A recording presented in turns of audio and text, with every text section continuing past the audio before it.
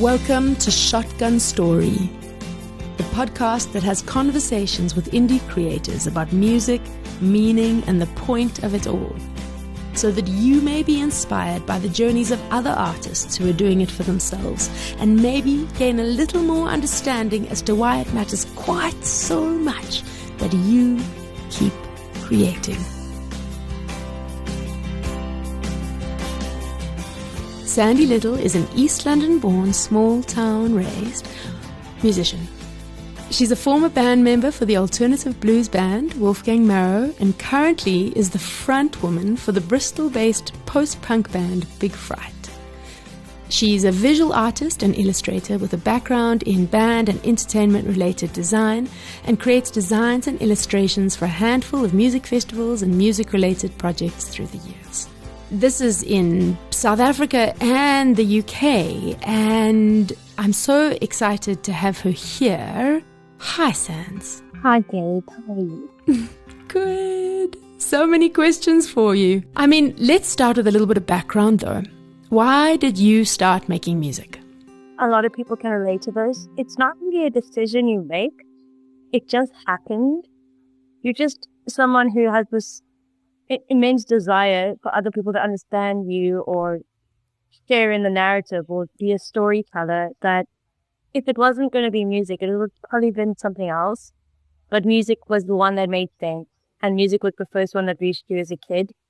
And I think we're just like desperate to connect with people, or even ourselves, just like be able to make sense of our experiences, and that's all it is. I mean, my family wasn't very music orientated at all. Like, we had one tiny little record player with maybe 4 different LPs. And we had a piano, and I would just start writing little songs on there. My parents were like, oh, that's so cute, but, rather do something else. Maybe accountancy. I think it was just a form of play and like entertaining myself and thinking how I felt. Maybe more with myself than others, but yeah. Beautiful, and I totally relate to that. You mentioned music as a kid and that your parents weren't super musical, but what about music education? What was your access to it as a kid? My immediate family wasn't into music, but my grandmother on my mother's side, who's an Afrikaans lady, Betsy de Vet, she was a opera singer, and I could travel the world doing a bit of that, but a soprano, not like myself. Wow. Yeah. And so she would teach us to sing, and like she'd sing around us a lot. So that was definitely the only like sort of musical input. Not that I'm drawn to that type of music, but I was always fascinated with how loud she was and how she could manipulate her voice. You could always hear her in church above everyone else, which I thought was like such a gangster. Like, it'd be Ave Maria you right now. But music education, I think, and I hate that I'm going to say this, but it was probably a lot from boyfriends. Mm-hmm. State that statement, but at the same time, that's okay. I have the luxury of that dating, like I've dated some wonderful, wonderful people that came from different parts of the world and just broadened my horizons and introduced me to things like that I would have never found for myself. And obviously I took that brand. But I'm sure you've met Marnus Fright. Marnus is also in the music scene, and he puts on festivals. He's now working a lot with his partner, Peter, from Pussy Heaven. And he was my high school sweetheart in the small, lonely little Alawa town. And he would introduce me to music that would just blow my mind. I can remember the first time he ever played the Pixies to me, and I was like, that's it, I'm ruined. Like, still not over it. Still upset. And, you had like NoFX etched into his space case and ready to show me all of that magic. And I mean, it's a hell of a thing to be in a small Afrikaans town and just wanting to listen to Rancid and not really being able to. But I guess that was the majority of my musical education, was lovely boyfriend. Wonderful. And so no actual guitar lessons or voice lessons or theory lessons? Well, I did want to play the cello when I was about 11, but I was too small. So I took a series of violin classes. But my music teacher was incredibly eccentric, and she took divine messages apparently from God to water. She told my dad that she had this vision that I have absolutely no talent and I should be far removed away from music. And maybe she's right, but I live to piss her off. So, Oh, that made me feel such fury. yeah, well, that's just part of the anti-hero journey, but not really formal training. I dabbled in a bit of piano. I think we all start with some form of music theory, and with my extreme dyslexia, it just didn't make any sense to me. When I chat to you about some of the amazing things you're doing with like young people in musical education, I'm amazed, but a part of me is so jealous. Like, I just think how much I would have absolutely eaten that up as a kid. Like, that would have changed my life. Yeah. Just understanding how to even appreciate and listen to music and why does it make me feel that way. That would have saved me a few years. Yeah, you know what's so crazy about it is I often think that is the reason I do it now is because I wish that I'd had access to it as well. Right? You're like correcting your own childhood trauma. Exactly. Absolutely, exactly. So now you're in the UK and you were in a band here for a long time, Wolfgang Marrow, who we loved very much and doesn't play anymore, which is sad, but at least there are recordings of that still. Yeah, gosh, what is it like playing music in the UK versus South Africa? Okay. It is very different. In a way, I mean, obviously, you're still always going to have to tell the sound guy how many jacks you need. Like, you're always going to have to make an embarrassing video to promote your story. That's universal. Yeah. But something I did realize, and this is not to naysay South Africa because that'll always be my home and the place where I first fell in love with music, and this actually ties into music education again as well. I feel like because music is more in schools here and just arts and entertainment is more the thing this side, that you have a wider selection of an audience because on a Monday and a Tuesday, it's not even that strange to go out and watch a band. Yeah. Every generation is doing it. It's not just the young people. You'll see someone in their 40s and their 60s and a teenager and a 20-year-old student, all of them in the same crowd. That has been amazing just to have like every night access to music. Every night, there'll be a crowd because people have been trained from a young age to go out and get their jollies, it might not be your favorite band, go and discover something new. And people aren't relying on just legacy acts or covers, or they wanting to be introduced to something that they weren't expected, which I think is super exciting to me. Like, we had a gig last week on Monday and I thought, does this promoter hate us? Like, why? This is going to be awful in a basement, and there were like 100 people. And wow, we were just the opening act, obviously for the act after it got even fuller. And I was just like, this is next level. This is amazing to see people just, there's no way they've heard of us. We've just started. That's like our first show ever at Big Fright. They're like, yeah, let's pick it up. I'm keen. Oh gosh, that is a breath of fresh air. Just that, like, knowing that there's an audience and that you don't have to like kill yourself trying to get your auntie and uncle to come and buy a ticket. That you can actually share your craft with new people. It's a game changer for me. It's been amazing. Oh, that is amazing. I mean, here's a difficult question, actually. Is one able to make a living, do you think, as a musician over there? So, yes, it is possible. A nice, comfortable living? No. But a survivable living? Sure. And that's more than we can say back home. Like, majority of the musicians I chat to, they have jobs that aren't as hardcore, but like a lot of them, huge music scene in the post office space.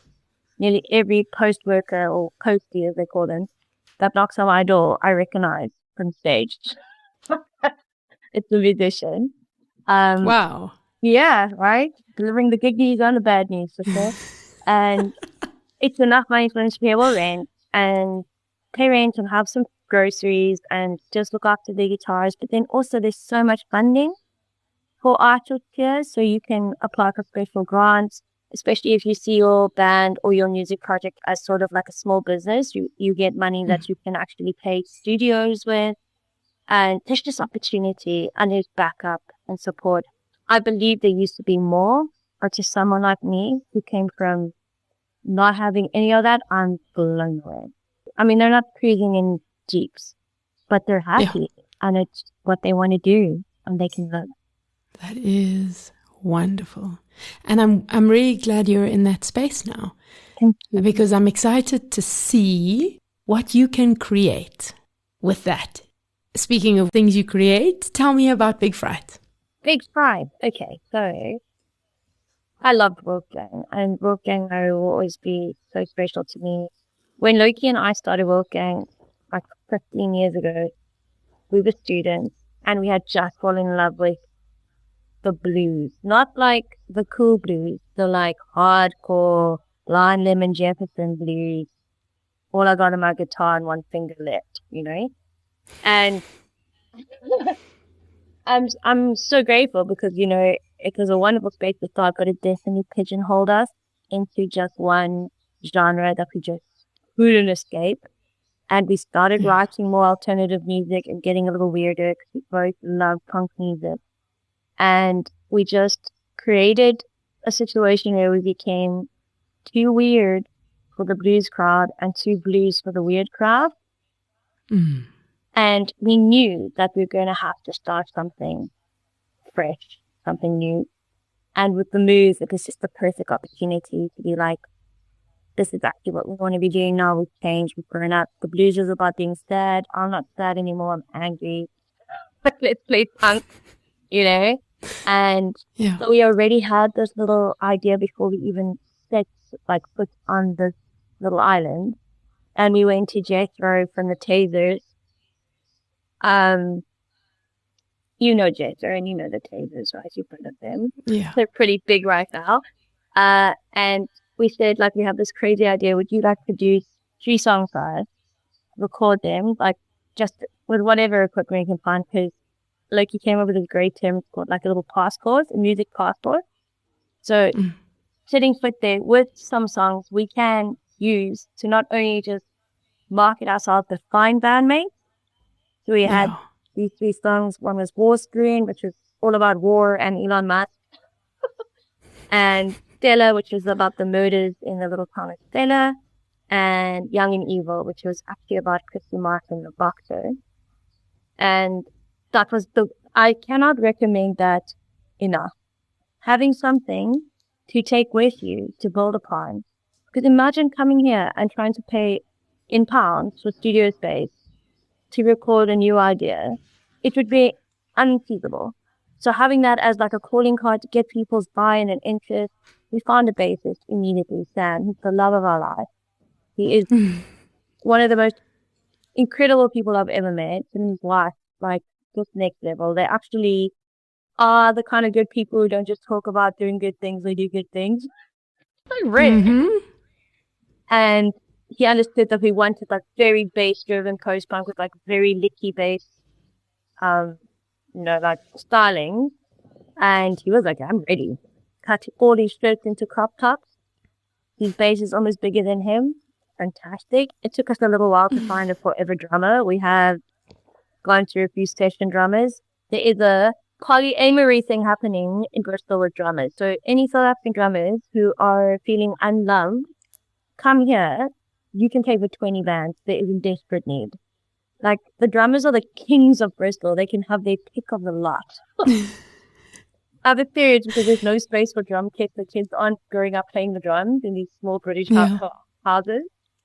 Finally found our drummer, Frank. He's from New Zealand.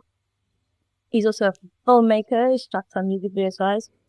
And I just feel like a family now. We have our little family and like we're starting to be a band. That's very fun. I mean, that leads beautifully into my next question. What is it like to be in a band? A band or this band? Both. Okay. Being in a band is like, you know that saying, you can't pick your family, but you can pick your friends? Yeah. That's not true. Because a band is just another weird, awkward family that you need to make work, and somehow it does, and if it doesn't, it's not going to work.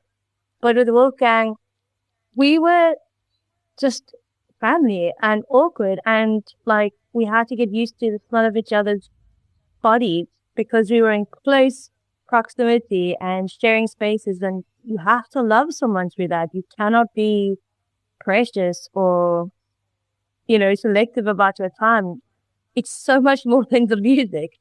So much more than that. It's sharing a bit of your life with someone because it takes so much time, like touring, nothing challenges any kind of relationship like a tour. Because you're having the best and the worst time of your life at the same time. So I think if you're lucky enough to be in a band with people you don't get irritated by and that you genuinely love and respect and want to make music with, it's probably the closest thing to a healthy family, a modern healthy family you can get. And it's also just like a free path to see the world in this little bubble. You're going to these weird new places, but you've got your little bubble. You've got your little hombres that are like, got your back. Don't have another drink, Stan. Have another drink, Stan. Like, your wig is skewed, a little babe. safety net. Yeah. You have a real DIY ethos to everything that you do. And so when I think about you on tour or I think about you gigging or in a band, I'm thinking of your posters and the merch that you make. Tell us about some of that stuff that you've made yourself, handcrafted art, actually, that promotes your music at the end of the day. Sure. I'm probably socially a visual artist.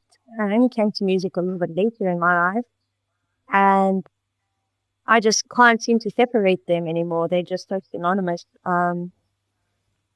T-shirts, we quickly realized it's the best way to make money for a band, not shows, not selling albums, it's T-shirts, right? And I started rough, like silk screen, rough prints, and they just sold. And I couldn't believe people wanted to wear my drawings. It was, it was like all the times my dad never said he was proud of me, wrapped it into one moment. But like, then having other bands ask me to do the same thing, and then festivals, like, I think because I understand what musicians need, I make a good illustrator and designer in that response, because like, I know what you're trying to achieve a little bit more than perhaps someone who doesn't come from a music background or band background. But doing it yourself, and I think nowadays, is more important than ever. People are craving that homemade stain, that human error in the age of slickness and vapid late-stage capitalism. There's just this need for tangible, real things. So I think if you can break it down even more and you can make even more handcrafted stuff that goes along with your music, better. I want the steak tapes with handwritten songs on it. Give me the sticker that you painted with paint and cut in pieces. I want that. I don't want sleek anymore. I don't want smooth or rough, dirty. Oh, that is very sexy, actually. I can get behind that. I feel like I'm more willing to pay for stuff that is handcrafted than slick. Okay. Absolutely. And that's big vibe. Sorry. Over there? Yes, big vibe in Bristol. People are resenting sleek. I want to know my money's going to the right person as well. Do you know what I mean? Yeah, definitely. Gosh, I remember my first demos are making copies on CDs, making them myself, burning them myself, and then using overhead transparencies that my bestie had printed on for some projecting she had done for art. So she had used them to trace, and then she was doing nothing with them. And so we turned them into little album sleeves. And then we put the covers inside there with a little handwritten note about where they were from. And I think when I did that, that was a time when people would buy CDs, you know. It was a long time ago. But these days we have something called AI, right? Which I refuse to even look at myself because it terrifies me and makes me angry, and I know is very much here to stay, I think.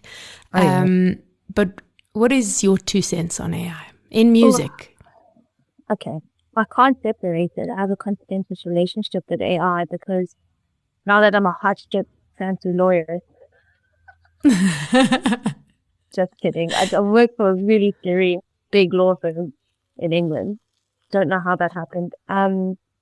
They're very AI positive, and we use like 16 different types of AI, all these flavors, and they're all integrated in every bit of software. And I can totally get behind it doing boring things that no one should be doing. Like, absolutely. Let it do the boring stuff. I take insane issue with it removing from us the brilliant luxury of playing, making a mess, figuring it out. That is part of the human journey. Never mind the result. It was the journey that you're stealing from us. You know, we're all talking about the artist as being robbed. You are being robbed by using it. Who knows what you could have achieved if you didn't rely on that first? You could have got there yourself, and I promise you, you'd be a better human for that experience. But there's nothing we can do. I guess that's sort of everyone's just being so complicit because we just keep saying, better the devil you know, better the devil you know.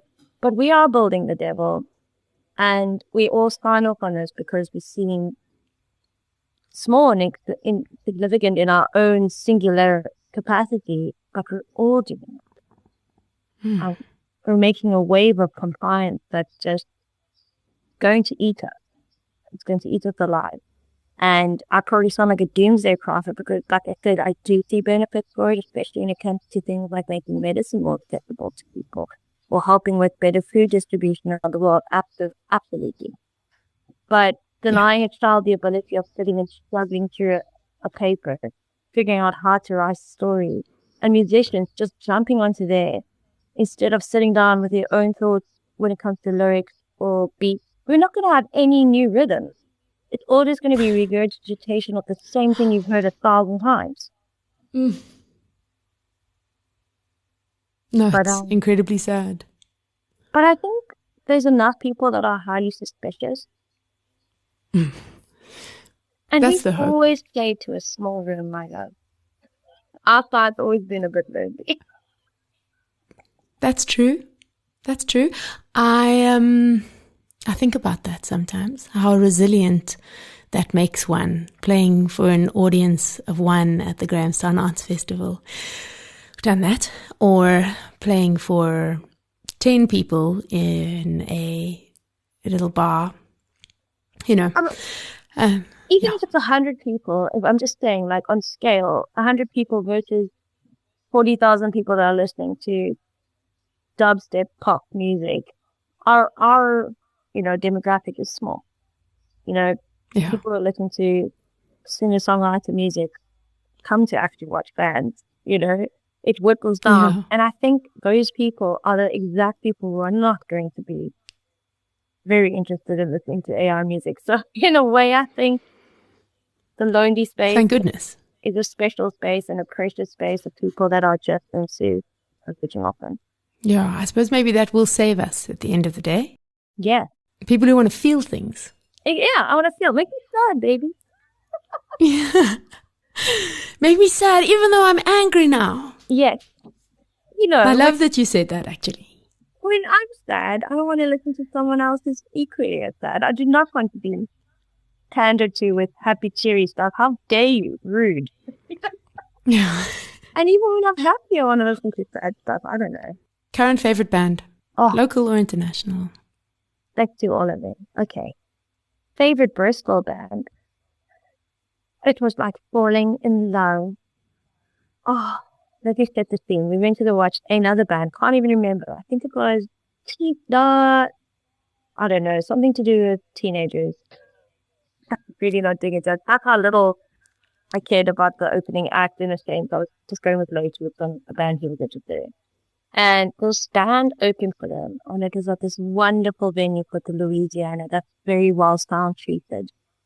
and this band started playing.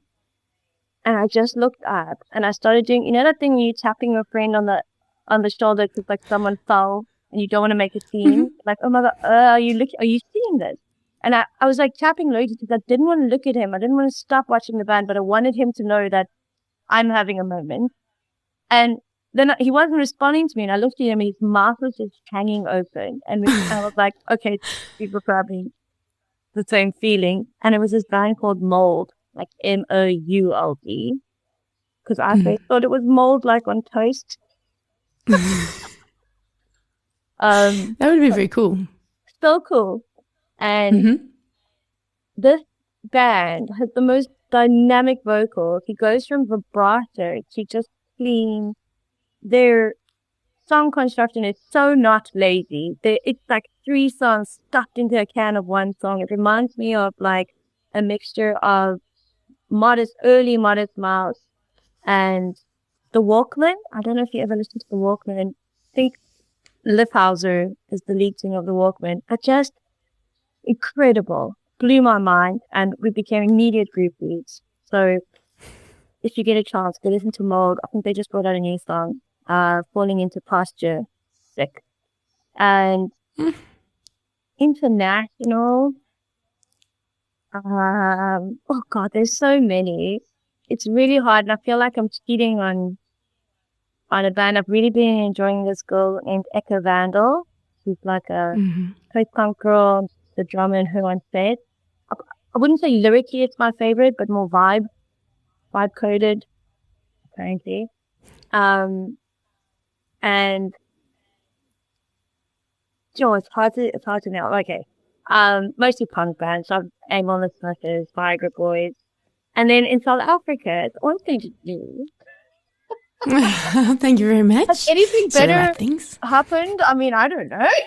You're still number one, baby. Yeah, I think you always gonna have your favorites there because you get to hang out with the people, and then you quickly like fall in love with the person and the music.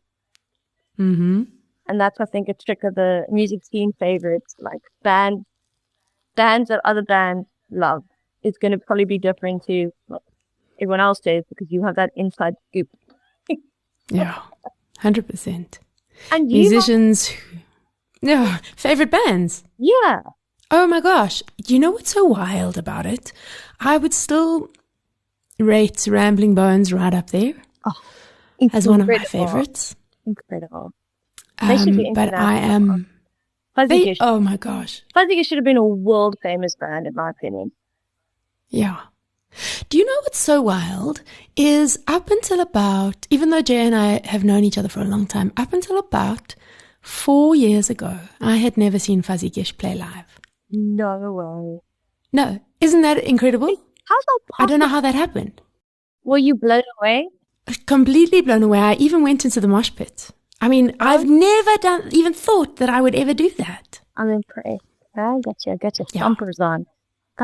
Now, though, I have to make it a mission to come and mosh to Big Fright in the UK.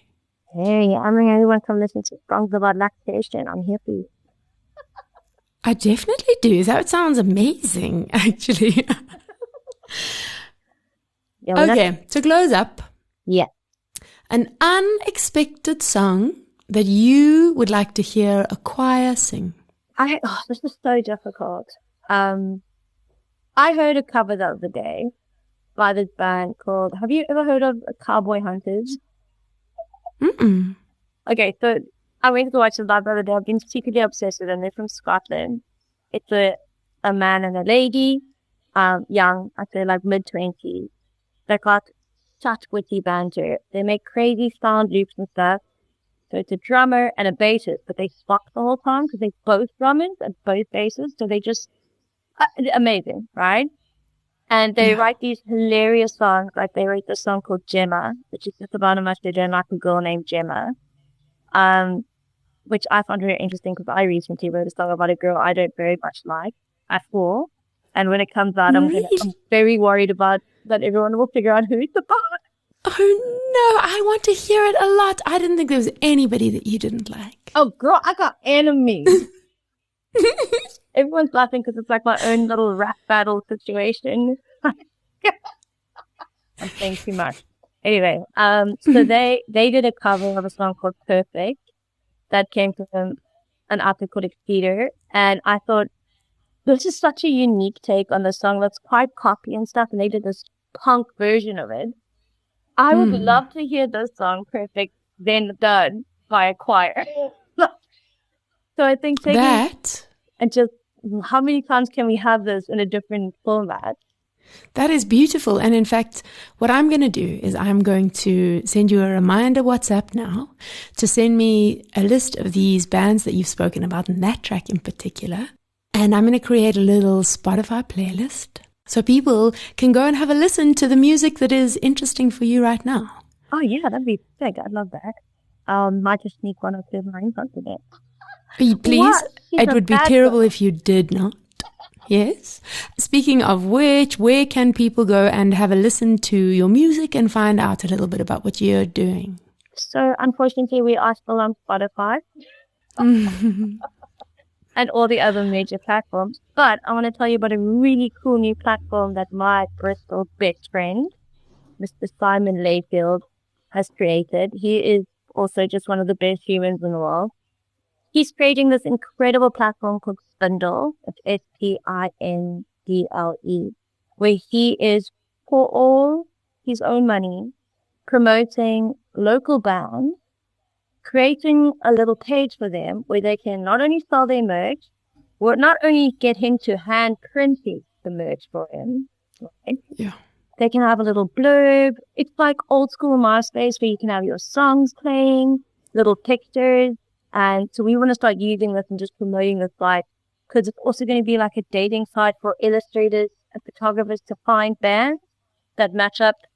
You know, like, it just makes sense, right? Like a cute DIY place that doesn't have algorithms built in and no advertising. Doesn't have just chef's kiss. I love it. Yeah, that, and then obviously all the YouTube, Instagram, all of the boring ones. Recently been dabbling in TikTok. Very scary. Oh, very stop. Don't think well, I will. I'll put some links up, and then people can follow them and go see which platform they prefer your music on. Yeah. Otherwise, we'll just come to your front door and sit inside your mouth. I love it. Oh my gosh, I'm in. Keep it DLL. Yay, Sans, I am so excited to see what this next phase holds for you. And thank you for coming to chat. It's always a treat. If you are an independent artist whose passion for what you do can inspire or fuel others, get in touch. I'd love to chat. You can find me on shotguntory.com. You've been listening to another production from Solid Gold Podcasts.